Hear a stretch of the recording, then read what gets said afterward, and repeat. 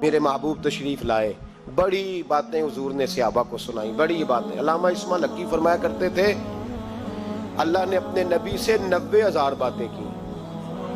کتنی؟ فَأَوْحَىٰ إِلَىٰ عَبْدِهِ مَا أَوْحَىٰ۔ اللہ فرماتے ہیں میں نے اپنے بندہ خاص سے باتیں کی، پھر خود ہی فرمایا ما اوحا، تمہیں کیوں بتائیں، جو مرضی کی۔ اس کا ترجمہ ہے ما اوحا، جو وحی کی، جو مرضی کی۔ تو علامہ اسماعیل حقی فرمایا کرتے تھے کہ روایات کو جمع کریں اقوال کو، تو کہتے تھے ہم تجزیہ کرتے ہیں صحیح نہیں بتا سکتے۔ اللہ نے اپنے رسول سے 90,000 باتیں کی، اور پھر اپنے محبوب سے کہا کہ محبوب 30,000 باتیں ساری امت کو بتا۔ وہ حضور نے بتائیں، وہ بتائیں کہ یہ کام کرو گے تو جنت ملے گی، یہ کام کرو گے تو دوزخ میں جلو گے۔ فرمایا 30,000 محبوب سب کو بتا، اور فرمایا 30,000 خاص خاص کو بتانا، خاص خاص کو۔ اس لیے حضرت ابو ہریرہ فرمایا کرتے تھے حضور نے مجھے علم کی 2 تھیلیاں دی ہیں، ایک میں نے کھول لیا، دوسری میں کھول نہیں سکتا، مجھ پہ پابندی ہے۔ تو فرمایا خاص خاص کو بتانا، اور 30,000 باتیں ایسی ہیں جو کہا محبوب کسی کو نہیں بتانی، وہ تیرا میرا راز ہے، وہ تیرا میرا۔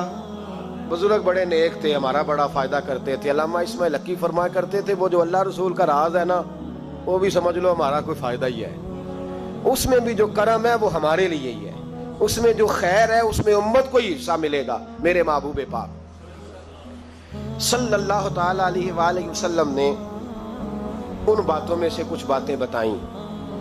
جب انسان پر محویت طاری ہوتی ہے نا، محویت، تو بہت ساری چیزیں وہ بھول جاتا ہے، بہت ساری چیزیں۔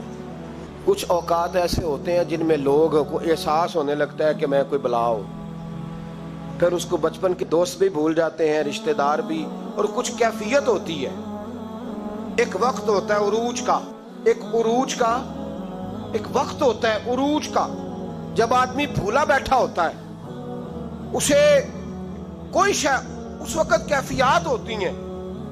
اس وقت کوئی عہدہ ملتا ہے، ہمیں پتہ ہے کہ جب کسی جماعت کا رزلٹ آیا کرتا تھا تو اس وقت صرف رزلٹ کا پتہ ہوتا تھا، پھر کسی اور چیز کی خبر نہیں ہوتی تھی۔ جب انسان کو کوئی عہدہ ملتا ہے تو اس وقت کسی اور چیز کی خبر، بعد میں ہر شے تھوڑی یاد آتی ہے۔ میرے رسول پاک علیہ الصلوۃ والسلام وہاں پہنچے جہاں کوئی پہنچنے کا تصور بھی نہیں کر سکتا، اس عہدے پہ جہاں کسی کے دل میں سوال بھی نہیں پیدا ہوتا۔ حضرت موسیٰ نے تو ایک تجلی دیکھی تو بے ہوش ہو گئے، اور حضور فرمانے لگے میرے دائیں بائیں تجلیاں ہی تجلیاں تھیں، نور ہی نور تھا، آگے پیچھے دائیں بائیں۔ اور فرمایا رب کریم نے مجھے اپنے حریم خاص میں بلایا، اور پھر میں نے اپنے رب کی حمد کی، اور میرے رب نے مجھ پہ درود بھیجا۔ اب محبوب فرمانے لگے بڑی باتیں ہوئیں، پھر رب کریم نے کہا او میرے محبوب کے غلاموں، یقین کرو ہم سب کا شکریہ ادا کرتے ہیں، ہم نبی پاک کا شکریہ اگر ادا کر نہیں نہ سکتے تو ہم کوشش بھی نہیں کرتے، اتنا تو ہونا کہ 200-400 بار درود شریف ہی روز پڑھ لیں۔ فرمایا رب کریم نے کہا محبوب کوئی بات، تو حضور فرماتے ان تجلیوں میں جہاں حضرت موسیٰ جیسے بے ہوش ہو گئے مجھے بھولا نہیں۔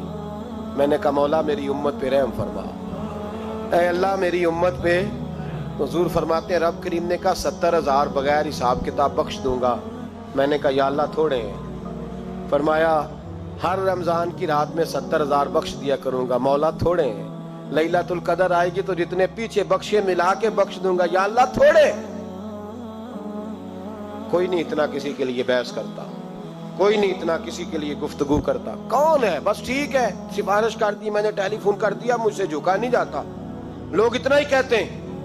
لیکن محبوب فرماتے ہیں میں نے عرض کی مولا زیادہ کر، تو کہتے رب کریم نے رحمت سے فرمایا، کہا محبوب چل سودا کر لے، آدھی امت کا میں حساب ہی نہیں لیتا، بغیر حساب کتاب بخش دوں گا، چل آدھی کا تو حساب کرنے دینا، آدھی کا۔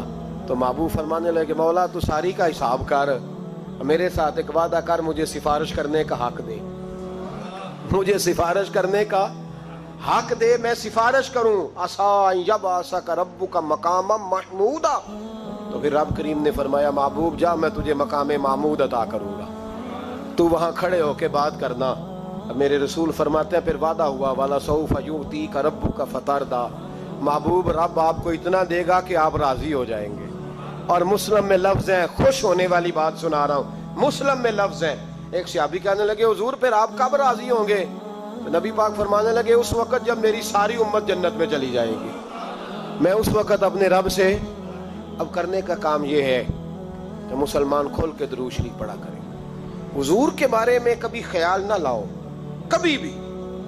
और हम बड़ी जिम्मेदारी से आपको गाइड करते हैं, हम हर बात सुन लेते हैं। नबी पाक का नाम कोई सही ना ले तो हमसे उस बंदे की बात नहीं सुनी जाती ना, हमसे नहीं सुनी जाती। इस बात पे अपने आप को पक्का करो। शान रसूल, अजमत रिसालत, नबी पाक का मकाम व मर्तबा, इसके बारे में कोई कमजोर जुमला भी कहे तो वो शख्स हमारे लिए काबिल ताज़ीम नहीं है, उससे बेजारी है।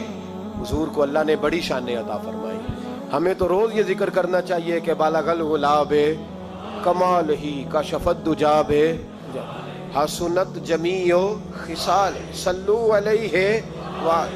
रात आप लोगों ने सोना नहीं, कोशिश फरमाएं, फर्द नहीं है रात की इबादत। अब यहाँ भी लोग सवाल करते हैं, कहते हैं जी सहाबाए किराम में राशिद की रात बेदार रहते थे। तो मैंने कहा भाई वो सारा साल ही रहते थे, वो तो हर रात उठ के इबादत करते थे। हमारा जमाना थोड़ा गड़बड़ आया है तो हम कहते हैं चलो अपने आप मुश्किल हो जाएगा, एक जगह सारे इकट्ठे हो जाए और इबादत कर लें। और ये वही सोच है जो हजरत उमर की थी। उन्होंने कहा अकेले अकेले तरावियाँ पढ़ेंगे तो कोई नहीं पढ़ेंगे, जमात शुरू कराओ। वरना ना हुजूर के ज़माने में बाकायदा हुई, ना हजरत अबू बकर के ज़माने में हुई। तो अगर तू वहाँ शिकवा नहीं करता तो हम तो नफल काम का हुक्म दे रहे हैं, तो कह ही नहीं रहे कि फ़र्द है, वाजिब है। हम तो सुन्नत भी नहीं कह रहे, हम कह रहे हैं कि रात बड़ी नसीबों वाली है, आना चाहिए।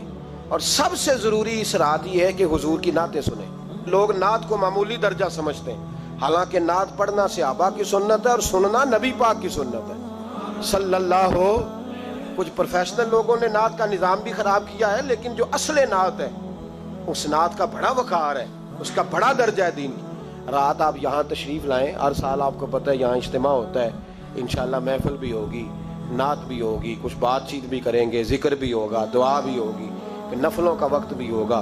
जो दोस्त रह जाएंगे सहरी तक उनके लिए खाने का बंदोबस्त भी होगा।